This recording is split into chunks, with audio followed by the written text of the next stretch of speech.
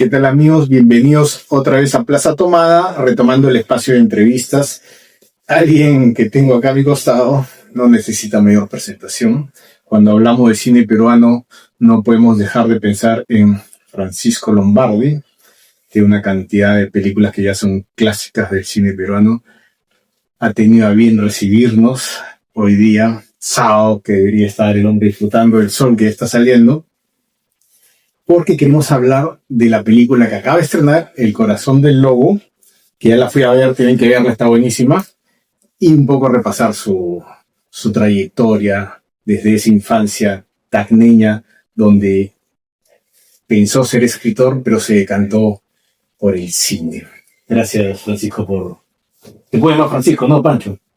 No. Así que, sin más, vamos a empezar. No, eso sí me parece absolutamente absurdo, ¿no?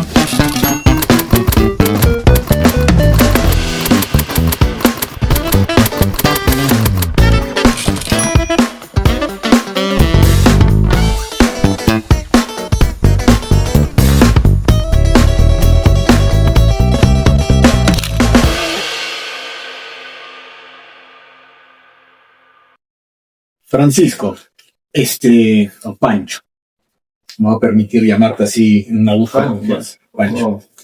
Quería empezar de frente hablando con El Corazón del Lobo, que es la película que acabas de estrenar, pero me llamó la atención que tienes una mesa llena de elefantitos. ¿Qué onda con los elefantes? ¿No has hecho acordar a Vargas Llosa, que tenía este culto por los hipopótamos? Bueno, lo de los elefantes nació, ya no me acuerdo cuándo, hace muchos años, con la idea de que me regalaban unos elefantitos y decían que tenían buena suerte si lo ponían uno de tal forma, ¿no? Claro. Y entonces, la gente que me iba conociendo, como veía los elefantitos, había unos cuantitos ahí, fue regalándome, sí, cuando dejaba comprar un poco más y después en una colección larga. Sí, hay un montón.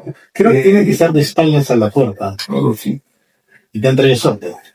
Y me han traído mucha suerte, es una persona muy afortunada, de verdad. ¿Crees en la cábala? La verdad que no mucho, que no, bueno.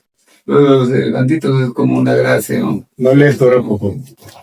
Bueno, vamos definitivamente en tu caso, la cábala no es una casualidad, ¿no? Sino es el esfuerzo constante de años que estás dedicado a la labor intelectual, creativa, y acabas de estrenar El Corazón del Lobo, que ya la vi, me gustó bastante, la verdad. ¿Cómo nace la idea de hacer esta película? Antes de entrar a responder tu pregunta, como has hecho referencia al tema de las cábalas y el azar, en realidad yo sí creo que el azar sí tiene un peso fuerte. En el caso mío, por ejemplo, el hecho de yo haber podido hacer cine a la edad que yo empecé, a los 27 años, hacer largometraje, porque yo empecé un poco antes, corto, pero largometraje a los 27 años, en un país donde no había cine, donde no había industria, fue pues una conjunción de casualidades. El hecho de tener un cuñado, pues estaba hablando de caso de esposa de mi hermana, que tenía bastante dinero y que le dio la curiosidad de entrar en el cine y apoyarme. Un primer golpe de suerte. Un segundo golpe de suerte, que la audacia de este amigo cuñado hizo que consiguiera, no sé cómo, un coproductor de Venezuela, en una época que las coproducciones no se hacían, y que este venezolano confiara en coproducir una película con un director que nunca había hecho ninguna película y que era muy joven, sobre un tema que no era venezolano, sino totalmente peruano. Y que justo en esa época, poquito antes, había salido la ley de cine que había orquestado Armando Robles Goya. Entonces, mira, tú sumas todas esas cosas y ahí evidentemente pues se han juntado. El destino se ha juntado. Y claro, lo he aprovechado bien, es verdad, pero se han juntado cosas, ¿no? Pero claro. Y lo mismo ha pasado, por ejemplo, en el fútbol, ¿no? Es imposible no pensar que un día yo estaba sentado en una banca del estadio y se me acerca Federico Cunha, que después es un muy amigo mío, pero en ese época no me conocía, y me dice, tú eres Lombardi, sí. Entonces escrito unos artículos de fútbol, ¿no? En el Pier Comer, Sí, sí. Y eres hincha de Cristal, ¿verdad? Oye, me gustaría, damos incorporar a gente joven acá al club. Y bueno, yo soy socio de Cristal hace muchos años. No me digas, sí, sí, que soy socio de Cristal desde que llegué a Lima. Oye, entonces pues intégrate, vamos a integrarte al grupo. Yo tengo una directiva y tengo gente joven. Eso fue en el año 88. Y en el año 91 yo era presidente de la Comisión de Fútbol de Cristal. Pero En el año 94, 95, 96 y en el 97 llegamos al final de la Copa Libertadores. Fui presidente del club en la época más gloriosa. Porque todas esas cosas son, pues, o sea, no pueden ser. sí, sí, recuerdo esa Hay algo ahí que de hay mucha suerte. Hay mucha suerte. Y así, en general, no he tenido grandes tragedias. O sea, he sido una persona muy afortunada y en eso tengo que estar más feliz de lo que realmente soy. Pero hablando de fútbol, justamente, hay una frase que dice que la suerte no existe, sino que la suerte es cuando la oportunidad y la habilidad se juntan, ¿no? Tú has tenido las oportunidades. Es como Jürgen Klinsmann, me acuerdo este delantero goleador de Alemania, ¿no? Decían que era lauchero, pero a ver, si me llega la bola a mí en el área, la verdad que no sé dónde mandarla. O sea, sabía dónde pararse, le llegaba y la definía. Entonces, era una cuestión de suerte con habilidad. Totalmente, además yo me he esforzado mucho, es verdad, yo me he esforzado mucho para cosas que he emprendido. En el cine, se me dedicaron muchas cosas. En el fútbol, metido a fondo, perdiendo muchas horas en el tema de buscar jugadores, empaparme de entrenadores, seguir campañas afuera, leyendo todo lo que había sobre el fútbol, etcétera. O sea, me he esforzado mucho, pero he tenido mucha suerte también. Ahorita vamos al tema del fútbol. Estábamos, perdón, Sí, sí. ¿Cómo surge? ¿Cómo surge la idea? En realidad yo tenía hacía bastante tiempo, la idea de hacer una película que no fuera, digamos, que fuera de alguna manera una contraparte de La Boca del Lobo, ¿no? La Boca del Lobo es una película que en su momento fue muy importante, tuvo mucho efecto, generó mucha polémica, había muchas discusiones, le trajo al mundo urbano lo que realmente estaba pasando en el país y en ese sentido fue una película que impactó mucho. Pero era un grupo de uniformados y claro, el punto de vista era el grupo de uniformados que fueron a ver un pueblito pequeño cómo combatían este fenómeno que todavía no se entendía muy bien que era el género luminoso. Entonces siempre quedó la sensación de que había una deuda ahí de haber visto solamente un pedacito pequeñito y desde un punto de vista determinado la situación de violencia de los años 80-90. Porque es del 88, es un momento de plena beligerancia. Así es. Entonces, claro, me he pasado años buscando una historia que pudiera mirar el otro lado, ¿no? O sea, conocer un poco cómo era Sendero por dentro, el día a día de un grupo de senderistas, cómo se trataban entre ellos. En fin, eso, ¿no? Tratar de entender un poco al grupo de senderos. Y me llegó la novela han habido hay varias novelas sobre el tema y además hay varias en las cuales un niño es el protagonista, por lo menos al inicio, ¿no? Uh-huh. Está el Jorge de Ricardo León, que es un libro bien interesante sobre uno de los hijos de Quilpe Palomino, que también empieza de niño y se incorpora y luego huye y fuga. Que es un libro que me pareció bien interesante, estuve trabajando en él, hablé incluso con el autor, habíamos casi llegado a un acuerdo para hacer la película, pero apareció después. Inicialmente me interesó mucho el libro de Lucho Gavilán. Sí, que sacó la película de Lucho Llosa. Claro, pero ya Lucho había comprado derechos. Luego pasé, como te digo, al libro de León. No me gustó mucho la adaptación que hizo Lucho Llosa. ¿Cómo? No me gustó mucho la adaptación que hizo Lucho Llosa de la película. Yo creo que mi sensación es que es una historia que se podría haber hecho muy bien en miniserie. Porque es muy larga, es una historia larga, a pesar de que el libro es breve, pero la dimensión de lo que narra se puede extender mucho, porque fíjate que pasa de ser un niño adolescente senderista, a ser soldado, Sí. a ser cura, a ser catedrático, eso es toda una vida, entonces se podría haber hecho algo. Yo lo sentí un poco, con todo respeto, ¿no? Pero un poco panfletaria la película, muy propagandística casi, ¿no? Ya. Bueno, yo no voy a opinar sobre la película, no sé, es una película que conozco, y no, yo no hablo de cine peruano, de películas en particular, pero bueno, en el caso de esta, cuando me llegó, cuando me llegó el libro de Freire, me pareció que estaba ahí un testimonio de una persona que había vivido 10 años con un grupo senderista, y él cuenta el día a día, ¿no? Entonces era justo lo que estaba buscando. Pero aparte, Freire, yo no le leía, pero debe escribir bien, porque es escritor. Bueno, sí, claro que sí, yo conocí a Freire mucho antes de leer ese libro. Yo le he visto publicaciones, no he tenido oportunidad de leerla, alguna vez lo he visto en una feria de libro, pero hace cuentos, o sea... Yo tiene varias novelas. Sí, yo pensé... Y la última de ella, que se llama Tierra de Canes, es un libro cuyas primeras 25 páginas son de una prosa difícilmente encontrable en la literatura peruana. Mira lo que te digo. Me has dicho Yo te recomendaría que es una mirada. Tierra de Canes. Tierra de Canes tiene una prosa que es la historia de los perros de la conquista, ¿no? Los perros traían los españoles y que resultaban ser aparentemente Mira, qué interesante. importantes en la conquista. Pero tú sentías que era una necesidad contrarrestar de alguna manera, por usar esa palabra, lo que habías contado en La Boca del Lobo, o... Claro, me había quedado con una visión un poco parcial, ¿no? Entonces, claro, mi Sendero, como estamos hablando de Sendero, era un fantasma en la película, en La Boca del Lobo, porque no sabíamos mucho de Sendero en esa época. Claro. El Sendero aparecía,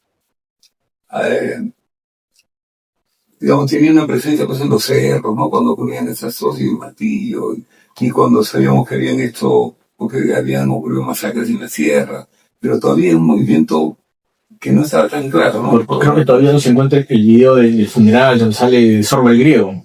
No, es claro, Claro, que es ahí donde es interesante. El otro día estaba leyendo un libro, me parece Humberto Jara, y decía que con ese video los militares le dan cuerpo a Guzmán, ¿no? Uno, era humano, porque era para unos una especie de idea, de divinidad, ¿no? Dos, era borracho. Tres, era gordo. O sea, lo bajaron un poco de su pedestal de Dios, ¿no? En ese video, ¿no? Entonces, claro, como tú dices, Sendero era como un fantasma, ¿no? Sí, no se sabía mucho.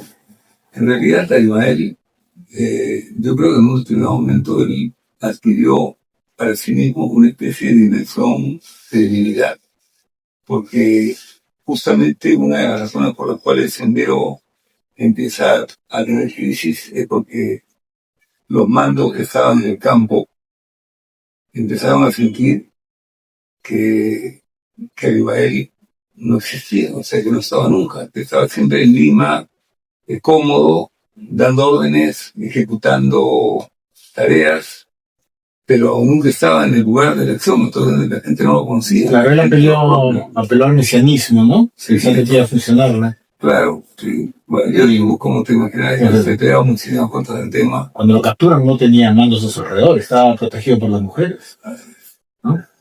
Entonces, tenemos que sacas la Boca del Lobo, que aparte de la escena de la ruleta rusa, me parece una de las escenas más tensas, uno de los más tensos del cine latinoamericano. Otra vez me lo encontré a Toño, el actor, y después de 30 años lo felicito nuevamente por esa escena. Pero acá hablando de actores, hay un muchacho que aparece, Víctor Acurio, que es el que hace el niñito muy la quieta, ¿no? Sí. Para mí ha sido parece que el hombre no parece que está actuando. Exactamente, ese es el gran talento de Víctor. Por eso cuando yo recién lo entrevisté, o sea, yo lo conocía por el papel que he hecho de niño, pero cuando lo trajeron para esta película, había una transformación, porque había pasado varios años, porque la película, William Pirca se demoró mucho en estrenarse. O sea, no fue que se dice, no, se demoró. Con razón, dije, qué rápido creció ese niño. Dije. Claro, no, se demoraron. Entonces, como se demoraron mucho tiempo, cuando yo lo vi, cuando vino por el casting, me llamó la atención, no lo reconocí físicamente, no es el cuerpo de niño. Tampoco lo necesito. Y comenzamos a hacer los ensayos, y en los ensayos me daba cuenta que él no actuaba. O sea, para una primera impresión de un director, puede parecerte que como que no tiene los recursos habituales histriónicos, digamos, de un actor, ¿no? Lo que pasa es que él, una vez que se mete en la piel del personaje, es el personaje. Entonces tú no te das cuenta que está actuando. No, es una honestidad. Sino que, claro, tiene una pureza de vivencia pura, ¿no? Para mí ha sido, yo empecé con algunas dudas y como me avanzando la película, me sorprendí hasta que entiendo todo sentimiento, pero este chico tiene un sentido de los silencios, de las pausas, de las miradas, que parece un actor que tendrá 50 películas. Efectivamente, tiene un instinto natural, un talento muy especial. Ahora que estabas pensando mencionando el conocer el otro lado, normalmente las películas de la Segunda Guerra Mundial, casi todas son las versiones de los aliados, ¿no? Pero recuerdo una película sobre un submarino que la hace este director, que me parece el mismo que hace La Historia Sin Fin, Sí. sobre un submarino alemán. Y las penurias, las cosas que pasa a la tripulación de este submarino que para siempre atrapado bajo el agua, a punto de morir. Es interesante conocer el otro punto de vista de los alemanes, ¿no? Hay otra versión del tema de como japonés y la película que dice que hizo las dos versiones, ¿no? Una versión que se llama Lima, con una versión desde el punto de vista mexicano, una versión de vista japonés, que se dio hace unos pocos años atrás. En cartas de Diego Gines. Sí. Entonces creo que es acertada tu decisión. Pero cuando hiciste La Boca y Lobo, estaba como, ¿no? El momento del Perú, pero siempre está en crisis, ¿no? Pero en ese momento aparte tenían ese tema del enfrentamiento, de la guerra. ¿Sufriste el estigma del sector? ¿Te dijeron prosenderista y cosas por el estilo? ¿El ruco, como llaman ahora? Claro, sí, sin duda. Es más, la película tuvo su historia porque la película fue retenida durante un tiempo, durante unos días. En esa época uno presentaba la película, una vez que la tenía hecha, presentabas a una especie de comité que daba como una especie de aprobación para que pueda ser programada. Bueno, en esa época la película se programaban directamente en los cines. No era como ahora que tú tienes que ponerte de acuerdo con el cine, no. En esa época había una ley de protección del cine nacional que obligaba a los cines a pasar primeros programas en la época, digamos, la costumería. Esto quedó de la época de Velasco, no de antes. Pero tú podías llegar al cine y detrás de cine. Entonces, pasaba por esta comisión, lo aprobaban, pero esa comisión no aprobó directamente la película, sino que la retuvo. Y no nos entregaban la copia. Y después nos enteramos que en realidad al ver el potencial ideológico que tenía la película, la polémica que podía causar, etcétera, la mandaron a Palacio de Gobierno. Porque la persona que manejaba este comité era una aprista. Una aprista. Y la mandó, y Alan García retuvo la película en el Palacio para verla. Y luego de unos días me llamaron del Ministerio de Defensa. Tuve una reunión muy tensa con unos generales, donde me solicitaron, no puedo decir que me exigieron, me solicitaron que no estrenen la película en este momento, sino que pase un poco de tiempo hasta que la situación se calmara. Yo les contesté que era imposible, porque la película era una coproducción con España, esa fue la razón que yo di, y que los productores españoles tenían todo planificado para que la película se estrene, como si se en el Festival de San Sebastián, y antes tenía que estar en el Perú, así, y metí una serie de cosas. Y salí, digamos, con la idea de que podía pasar algo, porque la interpretación de ellos, de lo que me dijeron, nosotros tenemos un círculo de estudios acá, y la conclusión es que el final de la película es una invitación a que los soldados la deserción se deserten y se pasen al lado luminoso, porque el personaje camina hacia un atardecer rojo, entonces está yendo hacia los rojos comunistas. Y es una versión con una interpretación absolutamente fuera de lo que es la intención de la película. Pero bueno, ellos tenían esa versión, o sea que a veces muchas veces los militares son muy películados y tienen una gran capacidad para reducir las cosas a una determinada idea que te... Es lo medular de la película, hay un mensaje mucho más potente. Sí, bueno, entonces tuvo esos problemas. Luego cuando la película se exhibió, no había esa cultura del territorio tan desentrenada que hay ahora, ¿no? Pero cuando la película se exhibió, tuvimos problemas, hubo suspender algunas funciones por amenazas de bombas, supuestamente.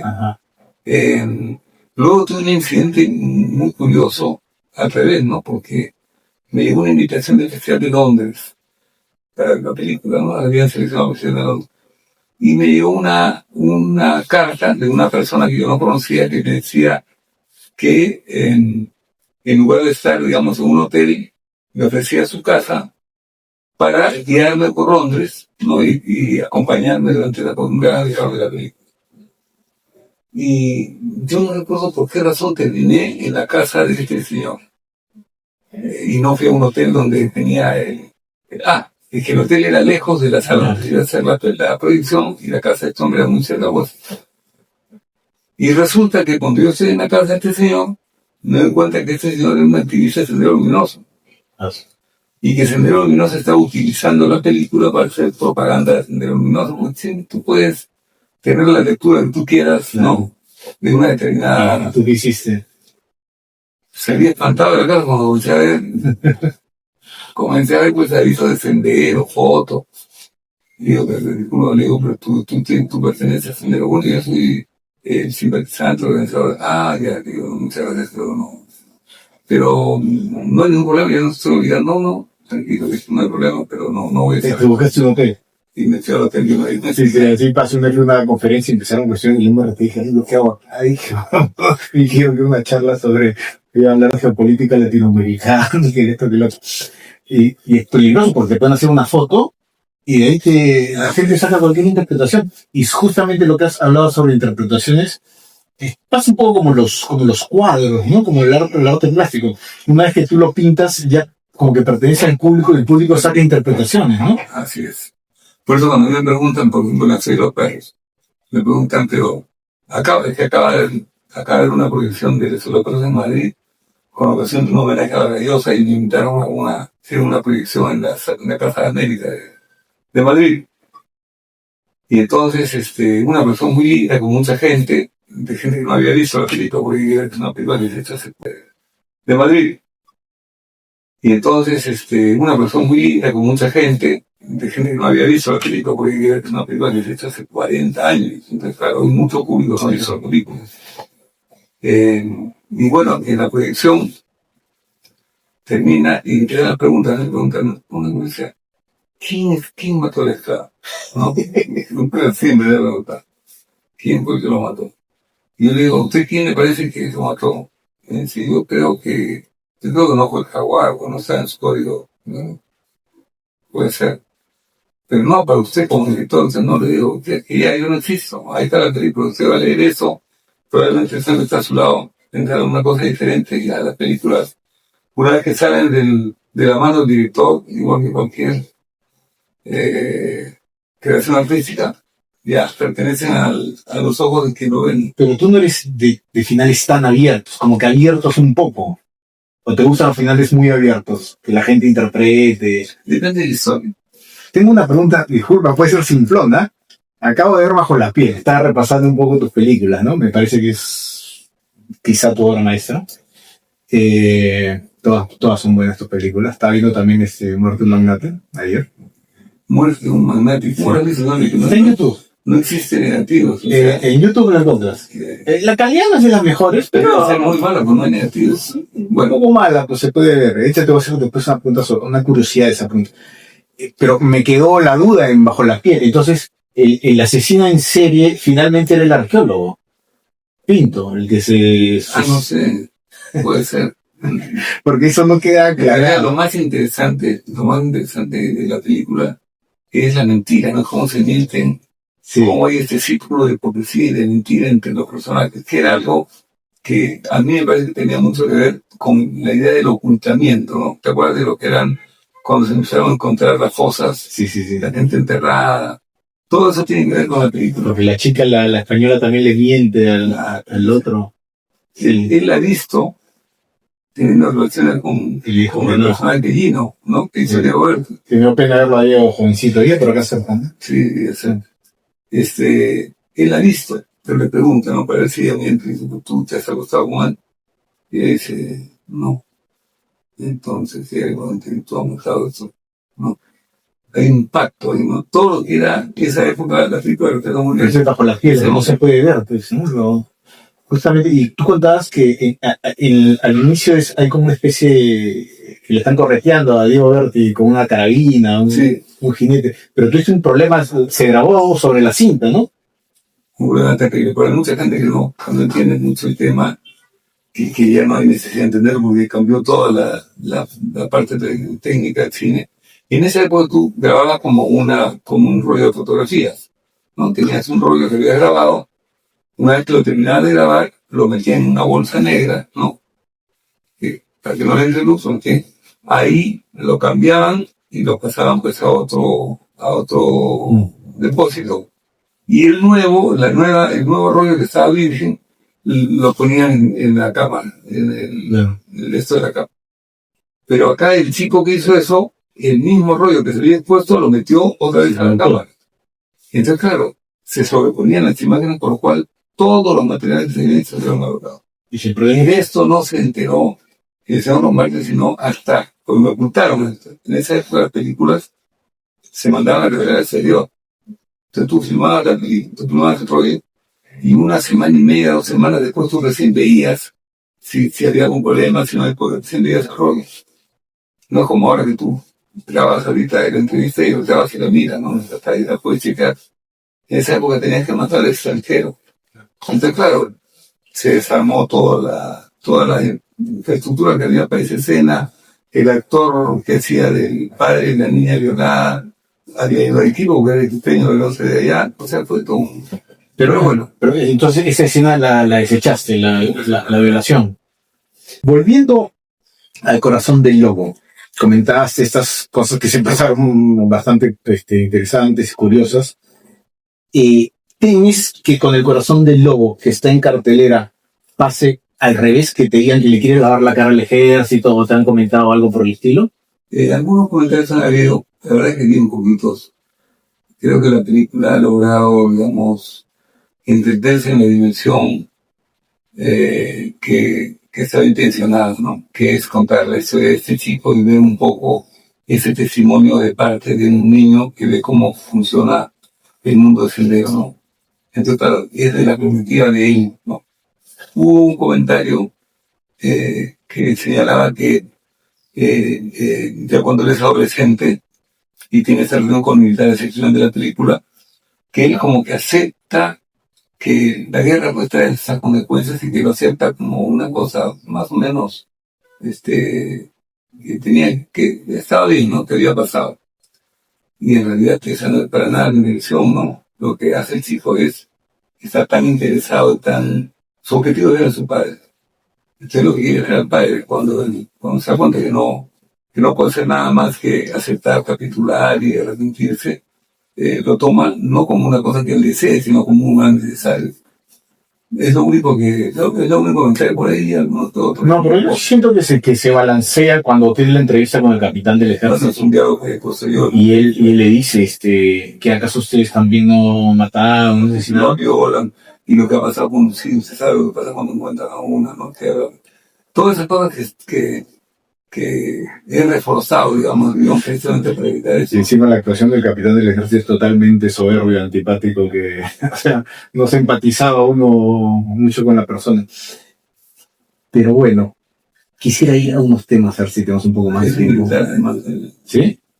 Es de la Fuerza Aérea. Así es actor, pero es de la Fuerza Aérea. Sí, bueno, lo hizo bien, ¿no? Se imprimió una soberbia que, en fin.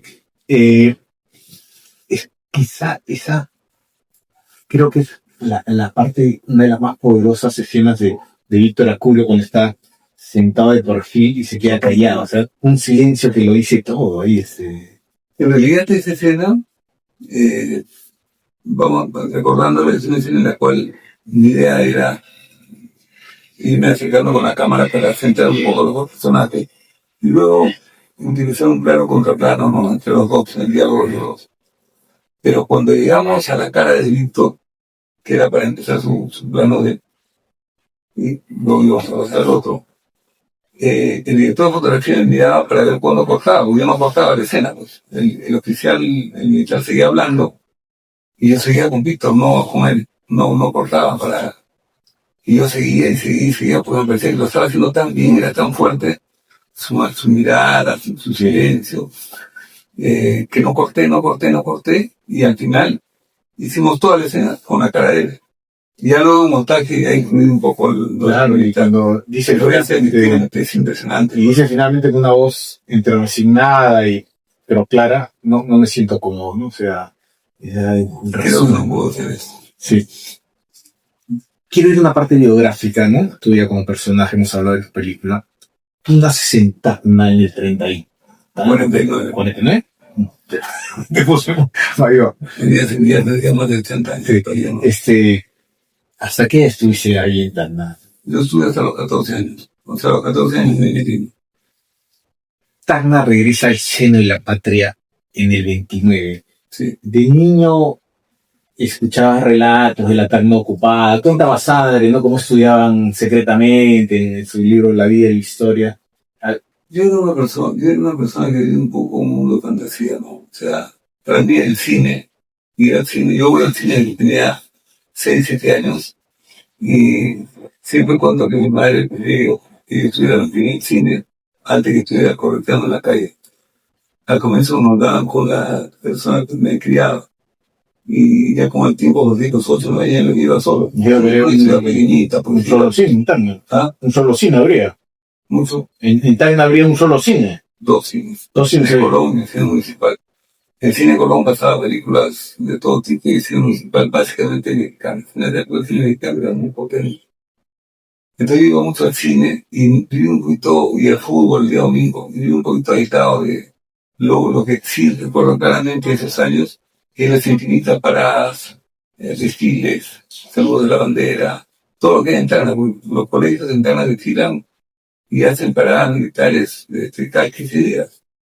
Entonces, esas eternas situaciones en las cuales estás de pie esperando, ese es el recuerdo más claro que tengo. Y que sabes que con un ojo cerrado, con lo cual me quedé con un ojo perezoso por el sol, entrar en el sol todos los días. Pero claro, había alrededor mío todo eso que para mí nunca tuvo tanto peso y fue después ya con los años. He valorado mucho lo que es la historia de Tacna como es un caso extraordinario, ¿no? Que una ciudad durante 50 años estando invadida no tolere la presencia del invasor y termina regresando al país original. No solo eso, o sea, el invasor hizo todo lo posible para chilenizar el asunto, ¿no? Colonos, ¿no? Y en fin. Bueno, entonces, ¿cómo nace en ti? Estoy viendo acá que tienes, está full de libros. Por cierto, por ahí está mi libro, ¿lo puedo mostrar? Tiene que leerlo, ¿eh? Acá está mi libro también. ¿Cómo nace en ti este hábito de la lectura? Porque creo que tú querías ser escritor. Claro, yo siempre soñaba con el mundo del cine, pero cuando llego a Lima y bueno, ya estaba terminando la secundaria, no había cine, pues, o sea, que si no puedo hacer películas, ¿qué voy a hacer, no? Entonces, como empecé a leer La ciudad de los perros, fue el libro que me empujó a hacer un lector. Como empecé a leer, empecé a escribir. No, es lo que pasa, cuando empiezo a leer, le dan a escribir. Y empecé a escribir. Mi padre trabajaba en el diario Correo. El primer año no entré en la universidad, de todo ese año me dediqué a ir a hacer ejercicio, ser como una especie de ahí ayudante, ¿no? En el diario Correo cuando trabajaba mi papá. ¿A qué barrio llegaste, Cali? ¿Dónde llegaron? Si no toda la familia. Sí, bueno, luego éramos mi mamá y yo. Porque mis hermanas ya se habían casado. ¿Y dónde se mudaron? Como mi papá venía a trabajar el diario Correo que queda en Wilson. ¿Ya? Wilson con... y entonces él alquiló una casa en Wilson con Quisca. Un departamento. Para ir caminando, ¿no? Su trabajo. Y me pusieron a mí el Colegio Inmaculada, que quedaba donde la había regalado ahora. Sí. Entonces, claro, entonces estaba todo muy cerca, ¿no? Todos lo hacemos caminar. Entonces ahí empecé a escribir el diario, y como tenía habilidad, porque leía y tenía, digamos, saber escribir, poco a poco ya me integré al diario, empecé a escribir más, sobre todo en los dominicales. Volteaba mucho, porque en esa época los dominicales eran inactuales y volteaban mucho los noticias antiguos. El dominical de Correo se llama Suceso, era básicamente un semanario de intelectuales. Y yo hacía todos los intelectuales.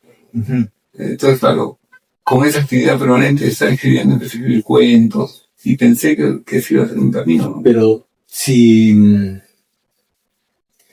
tu papá empezó a hacer periodismo, había libros en casa, era un lector. Muy lector, mi padre es muy lector. Lo que pasa es que siempre me daba libros, cuando era más chico, me daba libros que yo leía y que intentaba leer, digamos, pero no era un lector apasionado, era un lector un poquito obligado por mi padre.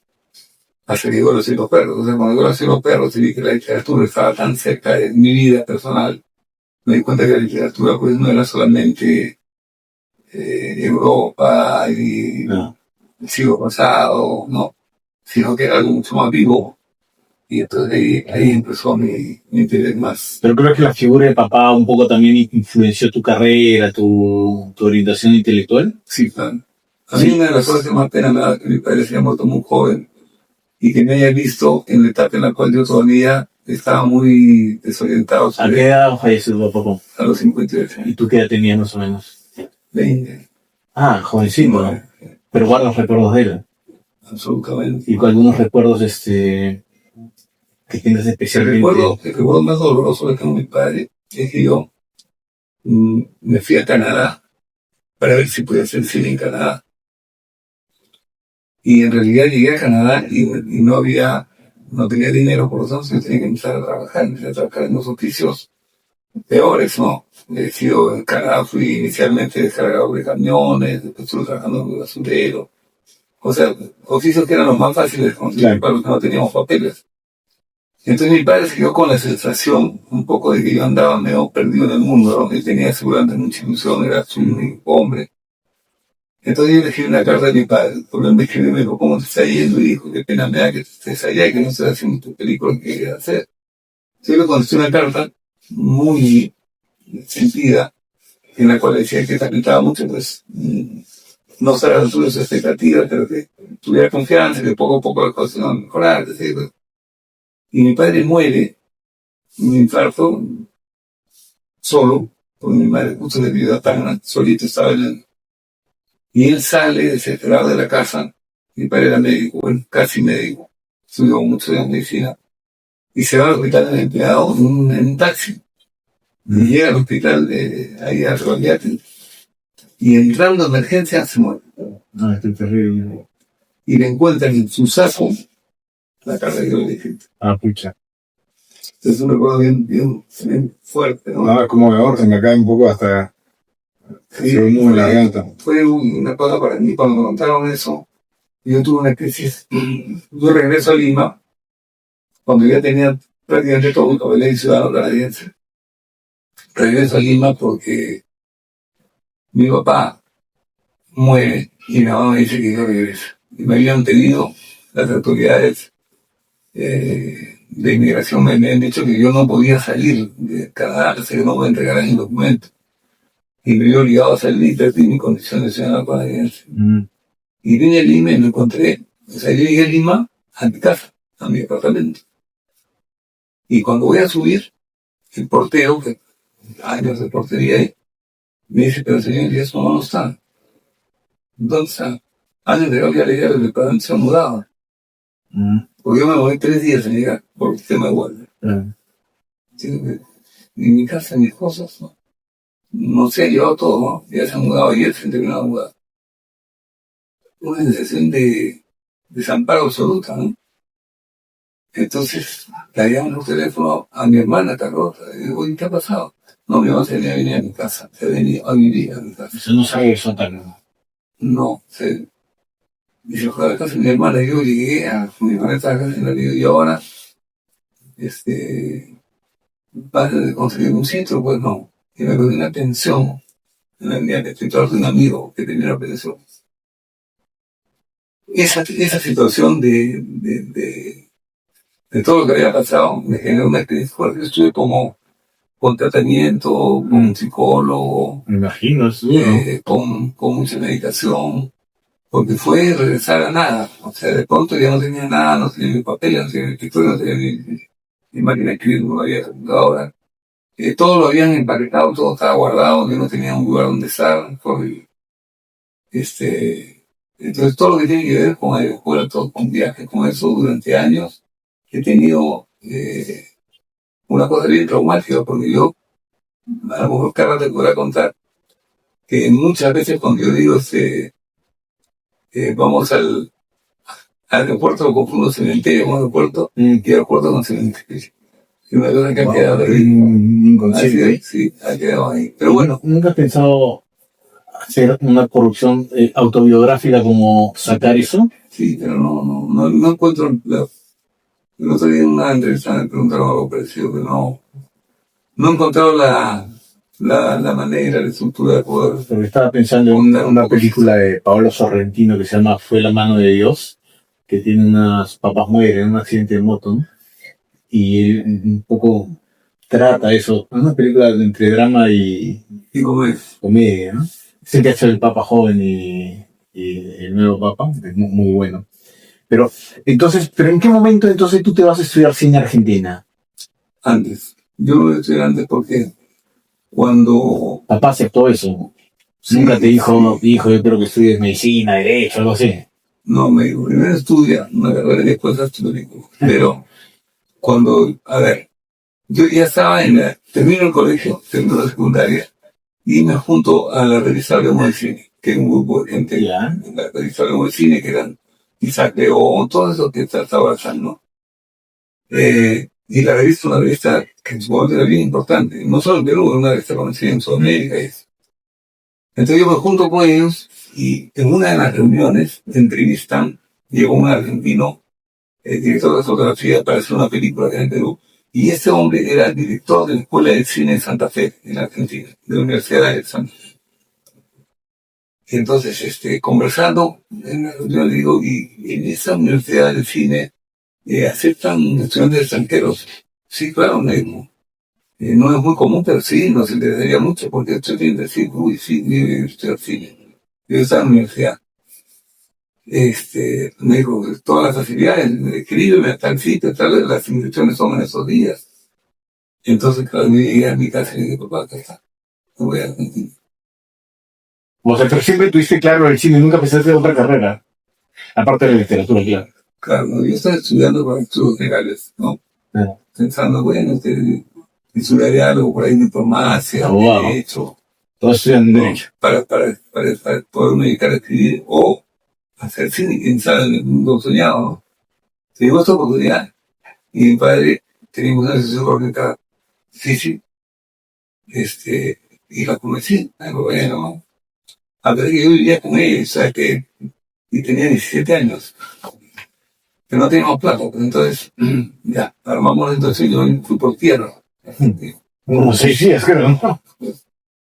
Entonces, ya, era una escuela gratis, fue la escuela nacional, pero claro, tenía que tener una pensión a donde vivir, ¿no? Y bueno, me mandaban cada mes un poquito de plata. Fue una época dura, pero maravilloso. Para mí fue ¿Qué te la pasaste? maravilloso. La vida, los amigos. No, eso fue... Para empezar me encontré con un ambiente completamente diferente. Una de las cosas que más me llamó la atención es que las chicas, estamos hablando del año 67, ¿no? Ya. 1967, 1000 años. Lo primero que me da la atención es que las chicas que estudian cine hablaban lisuras. Sí. Acá en Perú, una chica de Venezuela era pues, no sé, que era lo peor, ¿no? Fíjate cómo ha cambiado, ¿no? Pero bueno, estamos Pero hablando. además hay un ambiente intelectual súper estimulante, porque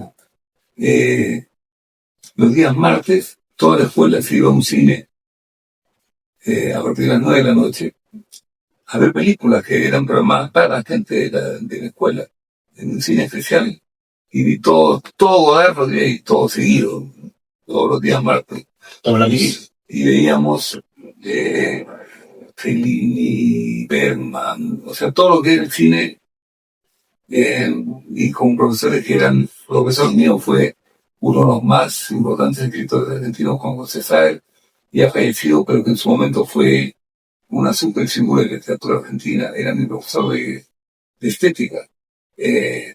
Hugo Bola, que era un poeta importante argentino, era mi profesor de lengua, de lenguaje cinematográfico.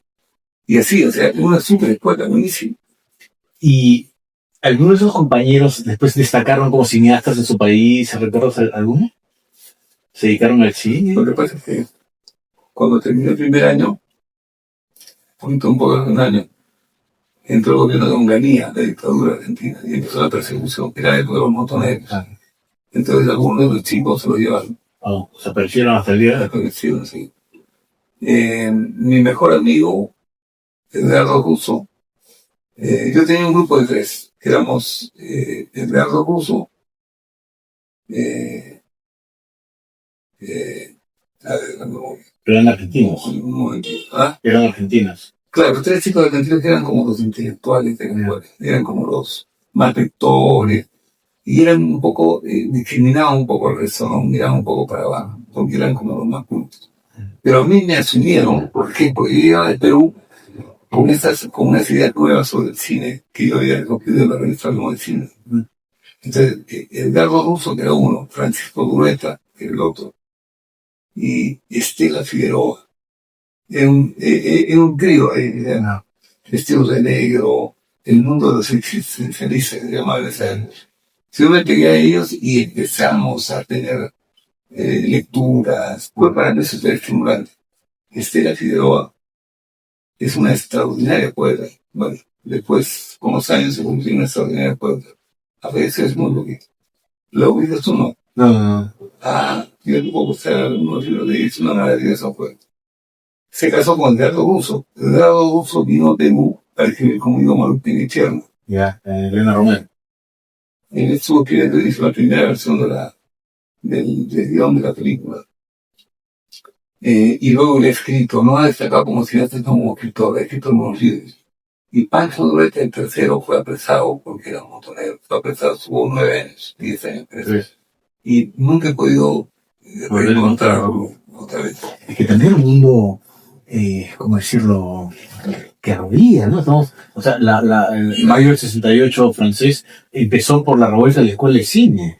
Estamos hablando de la masacre de Tlatelolco en México, la ofensiva a Tet Vietnam, la muerte de Che Guevara en Bolivia, Un en año. ya había pasado la Revolución Cubana. Y todos saben que sí, en 69, 70, es la época en Argentina más dura de la dictadura, ¿no? Donde hay más desapariciones. Bueno, yo me vine, porque se cerró la escuela. Entonces yo me vine a Lima, y ahí es donde me voy a ganar. Claro. Ahí tiene una parte de que tiene que ver con tu historia. Creo que tu papá tenía una farmacia, algo así, Sí. ¿no? Y ahí hacían tertulias intelectuales tu papá, ¿no? Sí. Incluso contaste que tu papá fue herido en una manifestación, no era... No, eso fue en Chile. Cuando él estudiaba medicina en Chile, él era dirigente de y en Nobel le metieron un balazo. Y estuvo internado en el hospital y luego fue, entre comillas, fue deportado en Chile. Se llama, podía seguir en la universidad. Entonces se escapó a Tacna. Y ahí es donde regresa la familia y mi abuelo. ¿Pero eso afecta a su salud para siempre? No. Ahí mi abuelo le ayuda a que pueda instalarse en una farmacia.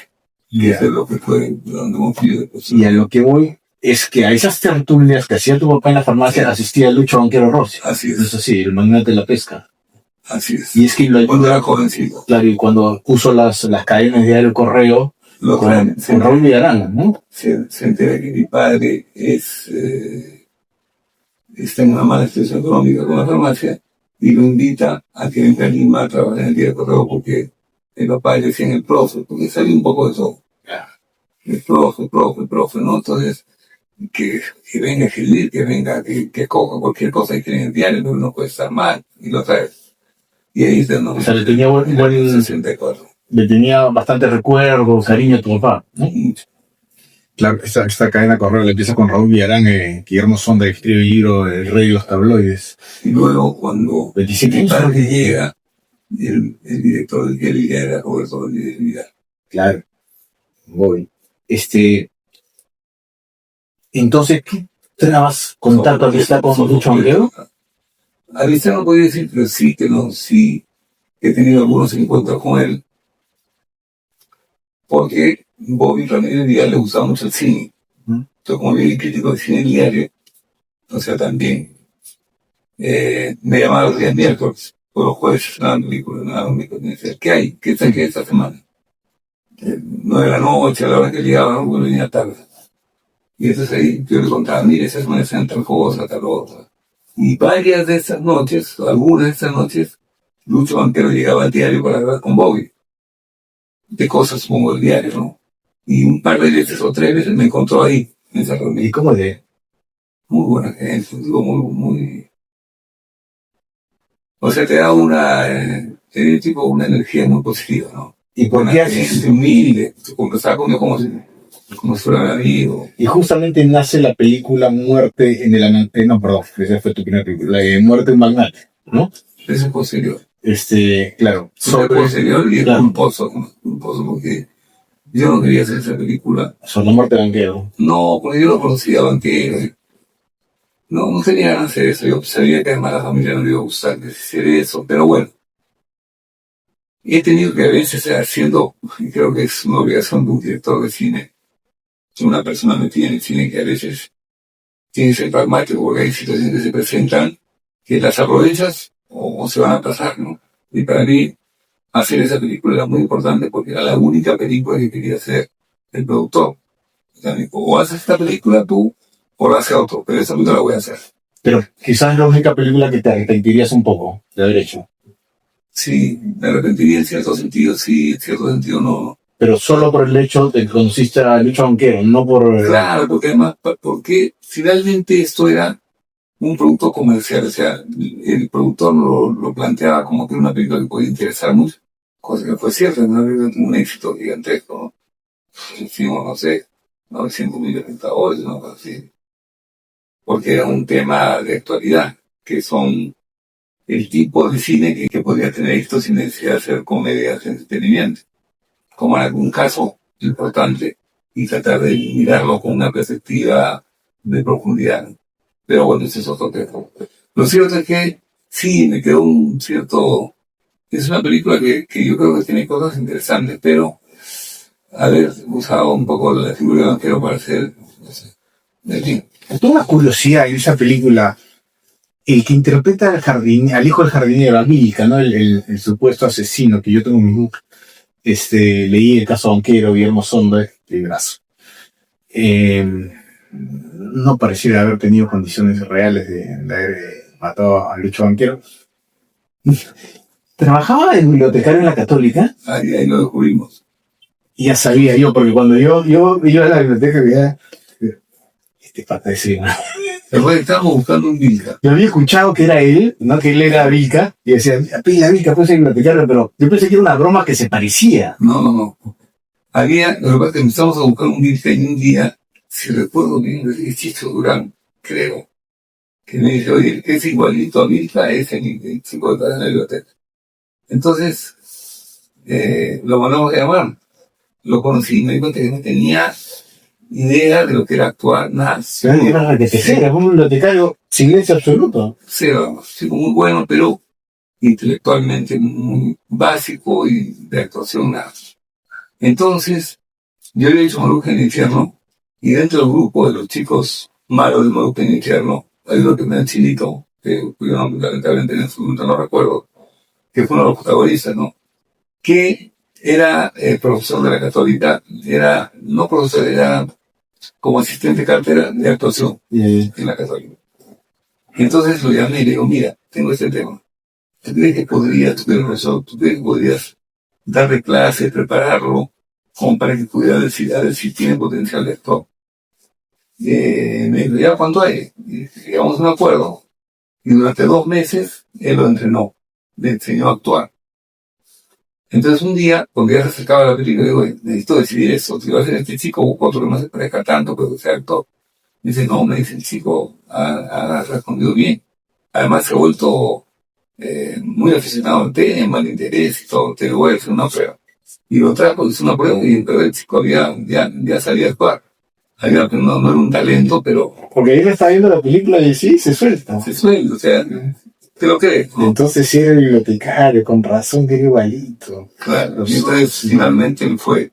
Y no solo, sino que después en la siguiente película también le puso un papelito caído del cielo que me altó un ratito. No sé si quieres tocar ese tema, pero ¿tú tienes alguna versión de la muerte de Luis Banquero? Dicen que fueron los nazis, que el gobierno militar, que esto, que el otro, que el narcotráfico. ¿Tienes alguna versión? Parece muy inverosímil que ha sido la situación que presenta la película, pero a veces las cosas más inverosímiles son las que han ocurrido en realidad, ¿no? Nosotros como Augusto Mayo, que hizo el guión, la adaptación y toda la historia, hicimos un seguimiento de lo que era factible, de lo que era real, porque lo más eran pues fantasías, ¿no? Que el ministerio me quería, que el ministro me quería que había unos nazis que vivían cerca de la casa. El Klaus Barbie, el carnicero de León. Pero todo eran especulaciones, ¿no? No había nada muy concreto. Se pensaba mucho que Eugenia Cerebro podía tener una importancia porque estaba muy enamorada de Lucho y Lucho tenía otra mujer, ¿no?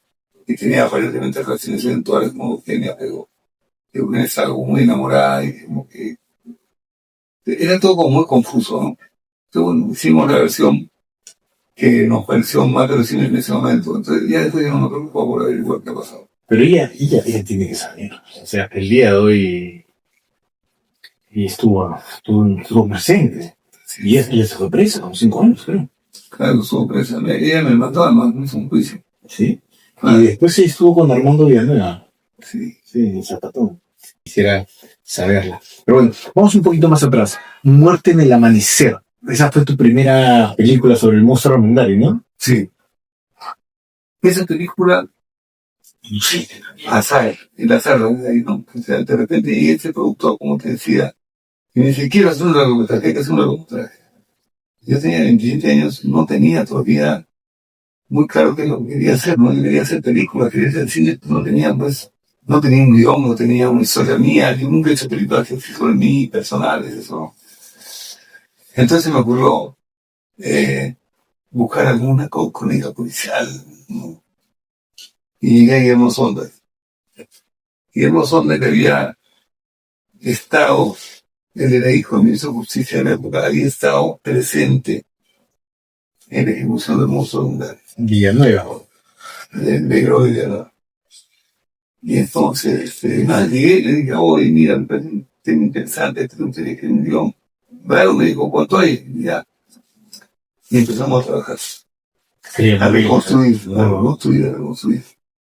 Y salió la historia muy interesante. Pero inocente también, ¿no es cierto? Es inocente. Sí, claro. Ahí sí, claramente inocente.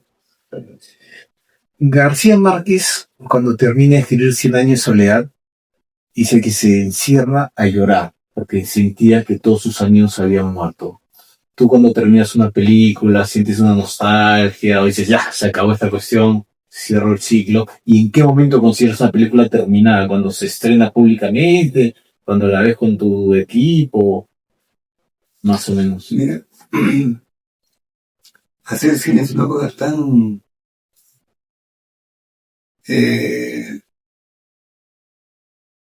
dura acá en Perú. Es todo tan complicado, es todo con tantas limitaciones, que yo cuando tenía una película, para mí se acabó. O sea, para mí es como una liberación.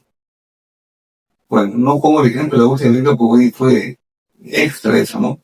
Por lo que fue el rodaje en la selva, en la montaña, cayendo, no sé, en el medio del carro con bichos, insectos, fue una cosa tan... Pero ya tienes experiencia, creo que has tenido que marchar a caballo y otras cosas. Claro, sí, pero no, eso ha sido lo más fuerte. Además, por la que tengo, que me costaba, pues, esto todo ese juego difícil, porque yo entreno y eso, ¿no? Pero ha sido muy, muy duro. Entonces, para mí, pero fíjate cómo fue que cuando he terminado la película, el director de fotografía, el español Teo Delgado, había tomado una foto de cada escena de la película. Había estado tomando con la luz que él quería, con la luz que le había puesto para él tener una referencia cuando iba a hacer la corrección de color después, que era cómo era realmente la iluminación que le gustaba. Entonces él, ¿qué había hecho? Había juntado todas las escenas en orden, había puesto el orden de la película más o menos aproximado, y le había puesto una música. Entonces, cuando hemos llegado a Lima, a los 11 días, me dice, tengo un regalo para ti.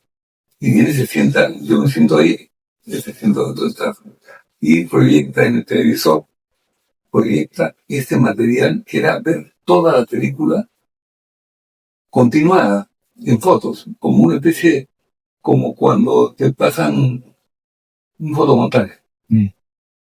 Y ver la película toda completa con lo que me había costado hacerla, con las dudas que tenían, yo tenía muchas dudas con esa película, por muchos factores. Y ya terminado de eso, me puse a llorar. Carla atrás, ¿qué te pasa? Y tal, no podía controlar del desfogue que tenía y del esfuerzo que había sido, que ya no estuviera terminada, de las dudas que había tenido mientras la hacía. Como la escena final de Cinema Paraíso, donde el director ve las cintas que había cortado a su amigo y se pone a llorar de... Me pasó eso, sí. Y se me sacó el testeo, el programa, la razón, tranquilo, no, yo tenía una liberación. O sea que ahí tienes tú como tener esa película, ¿no? Y luego, claro, quedó muy agradecido con la gente. Yo hablo mucho del trabajo colectivo del cine. Porque la gente... El final es dos veces llorar la película del cine. No vaya a hacer spoiler, pero es muy sencillo, muy emotivo. Y con la gente que trabajas es... Para esta película es un momento muy bonito porque en momentos más duros, más difíciles, porque yo estaba tan cansado de un día de estar todo el día para arriba, para abajo, que ya no voy ni caminar. Había una escena que era casi al final de la tarde, empecé a llover truenos y faltaba esta escena maldita que había que terminar la buena, justo tenía que ser con la luz, entendí la noche, y estábamos cansados y empieza a llover, que era lo peor que podíamos hacer porque tendría que reparar. Y entonces hacemos una escena y falla una tontería. Y hay que repetirla, no. Y tienen que volverse a subir al cerro los chicos y todo. Y uno dice, vamos, todo por Pancho. Una cosa muy emocionante. Hay mucha camaradería, ¿no? Pero eso surgen tantos romances también, ¿ves? Sí. Un microcombo que está haciendo durante unos meses. Hablamos hace un rato de Muerte en Manhattan, me quedó un temita ahí, casi anecdótico. ¿Tú sabes el inicio de la película en el set de entrevistadores? Claro, pues. ¿Sí? Yo tenía la Ya decía, ya. Yo, jovencito, ¿no? Yo he actuado en Cuentos Inmorales. Pues no lo haces mal, ¿Ah? lo haces bien. Sí, lo hacía bien, pues después lo que pasa es que cuando ya quise hacer algo más, había perdido la memoria para memorizar los diálogos, entonces ya más complicado. Me llamaron para hacer una película que se llama El Cine, como en el cine, una comedia, haciendo mucho tiempo. Y me dieron un personaje que era de Lombardi, porque un chico quería ser cineasta y había una escena con la perfección. Se acaba de ti mismo. Sí. Y había una parte donde había un diálogo un poquito largo, entonces yo hablé con el director, Gonzalo Ladines. Y le digo, Gonzalo, ¿me permite que yo lo diga de manera de su nombre? Y yo, lo que pasa es que no me acuerdo, porque no tengo capacidad de tener un diálogo tan largo. No, te digo como, si quieres repetimos, la dejen decir. Y cuando me puso más nervioso, ¿no? Es una toma larga, además, empezaba a contar, daba una vuelta. Y hablaba uno, después hablaba otro, y llegaba a la cámara y yo tenía que decir un texto. Y entonces, en medio que tocaban todo lo demás, se me olvidaba el diálogo. Entonces tenía una chica al lado, una actriz que tenía un diálogo con él, y digo, tú tienes una chica joven. Cuando esté más o menos por allá, vuelve a soplar, así tú solo me ofreces el diálogo, me lo olvido. Y me pongo tenso cuando se me acerca a la cámara. Y efectivamente, pues, cuando yo entré la primera, y la chica se olvida y yo me quedo con el texto. Hay que repetir todo otra vez. Y digo, Gonzalo, estoy diciendo, no me voy a olvidar. Déjame decir, no, repetimos. Y a la chica le digo, pero tienes que decirlo. Sí, no olvides. Entonces vuelve nuevamente a hacer todo eso y sale la chica así y me dice, y está lo repetí, pero ya pues te das cuenta, prácticamente recitando, ¿no? Claro, pero no es igual, porque no lo tienes, Claro. o sea, el actor tiene que, creo que un poquito ser en ese momento, no representar, serlo, ¿no? Claro, tenerlo en el tono que es. También debió dejar de ser, pues, estás actuando de ti mismo, ¿no? Me ha hecho acordar en Selecciones, estas antiguas, leí una vez que paró Charlie Chaplin en estos restaurantes de carretera, ¿no? E hicieron un pequeño número, ¿no? De invitar a Charlie Chaplin, se ganaban un premio, ¿no? Y era Charlie Chaplin, pero estaba sin interpretación de su personaje, Charlotte, creo que era, ¿no? Y participa, y quedó segundo. Y no ganó, y le dice al ganador, usted lo hace mejor que Charrecha, felicitaciones. Pero bueno, esa cosa. Y ya para finalizar, dos preguntitas nada Tienes más. tanto material ahí. Sí. El cine, ¿tú crees que debe educar, distraer? ¿Hay un fin social en el cine? Esto lo tenían bien claro incluso regímenes como el nazismo, con Goebbels se considera el patrón del cine alemán, ¿no? ¿Por qué de todo tipo de cine, no? Pero ¿cuál crees que debe ser el fin del cine? ¿O es polivalente, tiene varios significados? Mira, el cine siempre tiene un sentido, o sea, tiene una función de una u otra forma. Por ejemplo, si nosotros le ponemos a la gente a ver solamente comedias y trascendentes que no te dicen más que pasar un buen rato, está cumpliendo una función, ¿no? Que es una función de tranquilizar, de distraer, es una función. Pero claro, también hay una función que el cine puede tener, que es de trasladar un pensamiento político, hacer publicidad encubierta en una ficción. También, y eso es lo que me parece más interesante y lo que yo intento hacer, también el cine puede generar pensamiento crítico, ¿no? También el cine puede abrir un poco perspectivas a la gente sin necesariamente que tú le tengas que dar un mensaje ya masticado, ¿no? Sino que la persona pueda empezar a, por sus propios medios, llevarse la película a su casa, como yo digo, me gusta a mí que sea el cine. O sea que eso me lo comentó un tío, un guionista, me parece un bonito. Hay películas que termina la película y la película se queda en el cine. Y hay películas que termina la película y tú te llevas la película tú consigo mismo y te vas a seguir la película. Y las Te cuentas. va a dar vueltas la película, ¿no? Esa es una película que me interesa a mí hacer y es una película que me interesa ver. Pero a mí, como te digo, lo que a mí me gustaría es haber ayudado, ya como conclusión, ¿no? Haber ayudado con mi cine a generar pensamiento crítico, a ayudar a generar pensamiento crítico en un país que de lo que más carece es de eso. ¿Pero por qué si me hubieran? ¿Acaso no lo has hecho? Me hubiera gustado conocer si habrá sido ese efecto, ¿no? Yo creo que sí, si hay foros sobre tus películas, se debaten, se usan en clases universitarias. Sí, pues, ese es un objetivo. Te iba a preguntar por el fútbol, pero ya me hablaste un poco, en fin, de repente te animas a alguna película sobre fútbol alguna vez. Y para finalizar, ¿crees que ya has hecho las películas, o crees que has hecho tu obra maestra, o te falta? ¿Sientes que quieres hacer algo más, ¿no? No, yo he hecho películas que me gustan, ¿no? Varias, que estoy contento de haberlas hecho, desde La ciudad de los perros, La boca del lobo, Caída del cielo. Son esas películas Bajo la piel, Tinta roja. Son películas que yo, o sea, me siento satisfecho de haberlas hecho, ¿no? Ojos que no ven, que es una película poco vista y que es una de las películas que a mí me parecen más interesantes en ese sentido, en el sentido de generar pensamiento crítico. Entonces, no, creo que está un poquito en deuda, porque las últimas películas que había hecho eran películas muy pequeñitas, ¿no? No tienen muy pocos recursos, historias de muy poquitos personajes. Entonces me alegra mucho que voy a hacer El corazón del lobo, una película más grande, que habla del tema, me parece que es un tema social importante. Y como cierre me parecía que está bien.